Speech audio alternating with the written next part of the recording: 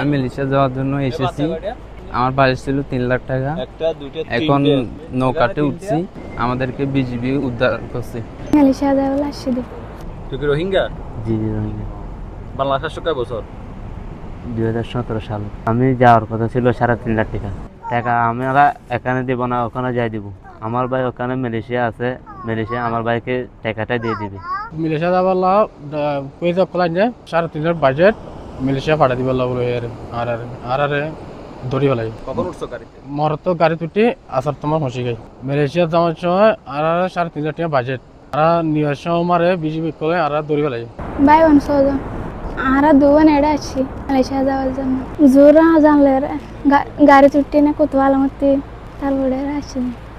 আর নৌকা তুড়ি বলে আসি, তারপরে আর পুলিশ ধরি ফেলাই। জান 4-3 লাখ টাকা ধরতে পারাতে আসি আর জন করে না দি যাওয়ার পরে দিব রুড়ে পৌঁছলে দিব।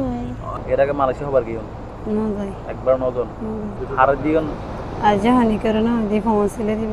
সকালে পাহাড়ে পরিচালিত মানব পাচার বিরোধী যে অভিযান ছিল, সেই অভিযানের সূত্র ধরে আমরা আজকে মধ্যরাতের পরে আমাদের পেছনে যেই নৌকাটি দেখা যাচ্ছে, এই নৌকায় করে প্রায় 29 জন ভিকটিমকে এই গভীর সাগর দিয়ে পাচারের প্রাককালে আমরা অভিযান পরিচালনা করে 3 জন আসামি, একটি দেশীয় অস্ত্রসহ আটক করেছি এবং 29 জন ভুক্তভোগীকে উদ্ধার করতে সমর্থ হয়েছি। আমাদের এই অভিযান পূর্বের ন্যায় হয়তো ভবিষ্যতের আরও অন্যান্য অভিযানের দ্বার উন্মুক্ত করবে। আমরা প্রয়োজনীয় তথ্য উপাত্ত পর্যালোচনা করব।